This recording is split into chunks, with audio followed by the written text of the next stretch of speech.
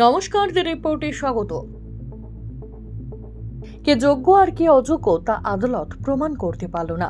অযোগ্যদের জন্য যোগ্যদেরও এর আগেও সমস্যায় পড়তে হয়েছে। বিচার ব্যবস্থার ওপর কোনো ভরসা নেই।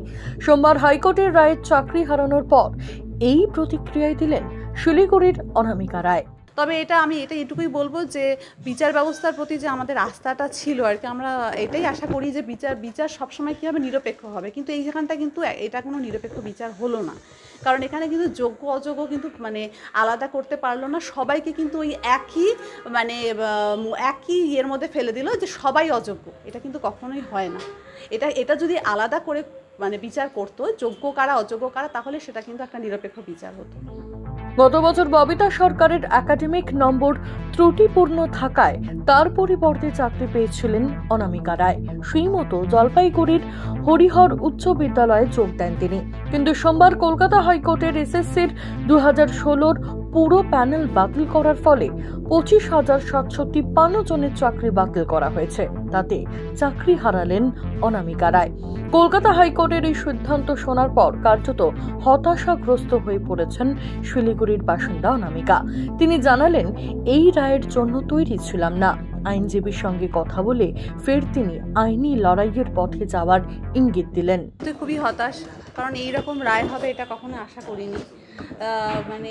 কিছু অযোগ্য চাকরি প্রার্থীর জন্য যে যোগ্য চাকরি প্রার্থীদের এইভাবে একটা সমস্যার মধ্যে পড়তে হবে বারবার, সেটা আজকে না, অনেক দিন আগে থেকে কিন্তু যোগ্য চাকরি প্রার্থীদের বিভিন্ন রকমভাবে সমস্যায় পড়া হচ্ছিল এবং বারবার করে প্যানেল ক্যান্সেলের হুঁশিয়ারি দেওয়া হচ্ছিল।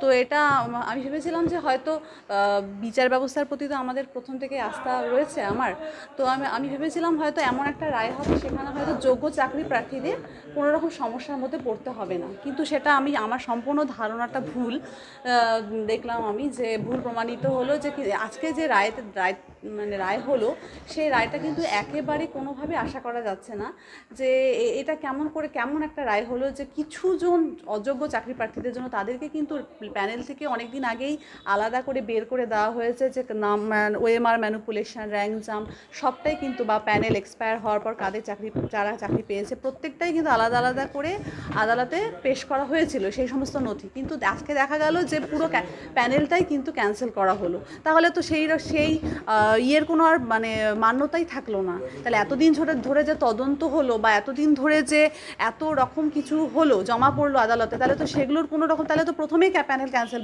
করে দিতে পারতো। তো এতটা সময় নেওয়ার তো দরকার ছিল না আমার মনে হয়। তো আমার মনে হয় যে খুবই একটা বাজে কি বলবো, আমার দিক থেকে একটা এই রায়টা ভীষণভাবেই একটা প্রভাব ফেললো আর কি যোগ্য চাকরি প্রার্থীদের মনে। আশাবাদী এই কারণ আমার তো কোনো সমস্যা নেই। দেখুন, আর আমাকে যদি আরও আইনি লড়াই লড়তে হয় আমি অবশ্যই লড়বো, কেননা আমি খুব কষ্ট করে এবং খুব আমি নিজের যোগ্যতায় চাকরিটা পেয়েছি। তো আমি এখানে আমি হার মেনে যাবো না, আমাকে যতদূর যেতে হয় আমি যাবো। নীতিশ রায়ের রিপোর্ট, শিলিগুড়ি। সমস্ত খবরের আপডেট পেতে লাইক করে সাবস্ক্রাইব করুন দ্য রিপোর্ট চ্যানেলটি। সেই সঙ্গে বেল বাটন প্রেস করতে ভুলবেন না। আপনাদের একটা সাবস্ক্রিপশন আমাদের জন্য অত্যন্ত মূল্যবান। জয় হিন্দ।